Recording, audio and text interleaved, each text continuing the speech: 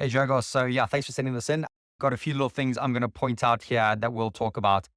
But yeah, bit by bit, we'll go through this video and we won't initially go through all of it. But first thing to say, yeah, you're definitely not behind the ball enough. If you're having to reach that far back, that's really difficult. I would suggest if you could shuffle your feet back a little bit, get them behind the ball, it's easier to transfer your body weight. So that's one little quick tip there. Obviously, if I was playing this guy, he's obviously not the most mobile.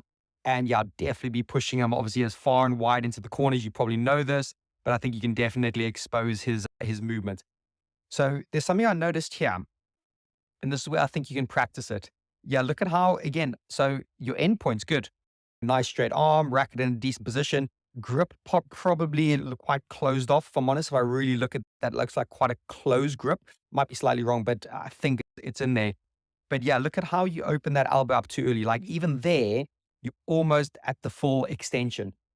I'd really need to see you try keep your elbow in a little bit more.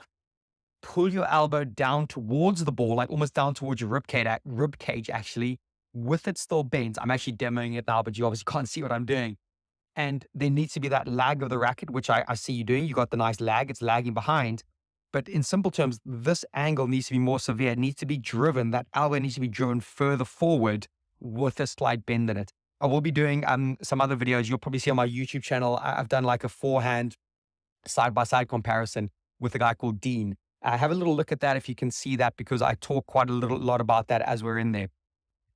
Let's just have a look here. Yeah, I want to notice this. A couple of things I noticed straight away as you're going in. Not a bad setup, possibly a little bit too far away from your body. And I've done a few videos on this a lot recently. Look at that wrist. See how that wrist has got that real bend in it. That for me is such a big thing with players I work with, that wrist bends too much. And at this point, it's actually not because you're too close. Very often it's because the ball might be a little bit too close to you here, and then you compensate by bending your wrist up there to give your racket space to go in. You're actually fine in regard to distance. But why I think this wrist is bending, and again, you might not be able to get into them in this position, but look at those shoulders. They're almost horizontal, aren't they? What we need is that right shoulder to dip under your chin more, and your left shoulder should be raised a little bit more. Let me, if I can almost do it. If my right shoulder was there, I'm hoping my left shoulder would be there. There's quite a nice tilt that you can get. And when you do this, you get a lot more stored energy. Everything's rotating more. And then you use the body weight to come out of the shot. What I'm seeing there now, you're over reliant on the wrist and the arm to come out of that. And that for me is obviously affecting the shot quite badly. Could be to do with a little bit of positioning. I don't mind the lunge there. And yeah, interesting follow through, how you're almost having to stop that follow through, not really releasing. But I think it's because of quite a few wrist positions. Not a bad T position, and did well. Got him into the corner there. So let's look forward a little bit. Let's see how we're doing. Yeah, you can see there again, just a little quick point with the serve there. That's a very high ball toss. If that ball's going right up there, it's going to drop as well. And there's too many moving parts.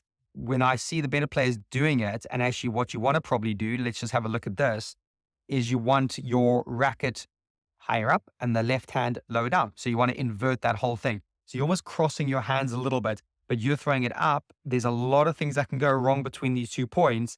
And as you hit, notice how your back is upright and you're even possibly leaning back a little bit more. So if you could get that serve a little bit better, where you're throwing the ball a bit lower and leaning in, I think that's going to be a good start. You could possibly see that little bit of a wobbly wrist there. It's not too bad. That wrist is slightly better on that one. But let's keep going. Nice setup. You're going there. I like that. Again, if I'm being fussy, that could possibly be a bit tighter, but closer into each other, or yeah. And then look there, that arm straightened a lot. And then you have to dig out that corner, and yeah, you're in a bit of a tough position there. So yeah, for me, the big thing is going to be these couple of things right now. I'll obviously do future videos where I'll talk more about other aspects of your swing. But right now, these are the big ones. Let's watch a little bit more. Yeah, definitely would like to see you volley there as well. Definitely like to see you maybe take that if you can. Okay, it did clip the sidewall, but maybe you can go step in, be proactive and take it up there somewhere. And like I said, with a guy like this, he looks like he hits the ball okay, but man, you want to get those balls around him there and using little drop shots and possibly even boast sometimes to get him around there. So that looks really messy. So apologies about that. So even that boast there seemed like it semi-caught him out. He got it, which is fine. Okay, let us move forward.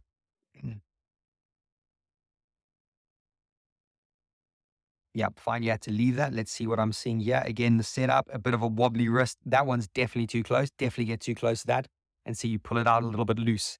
Yeah, I would like to see you look to volley that maybe. It's a tight shot. It's not bad. See what happens here. Yeah. Little quick tip as well when you're going into the corner. If it's tough, choke up on that grip. Get that hand higher up the grip, choke it up, make that grip shorter so you can dig that ball out the corner more.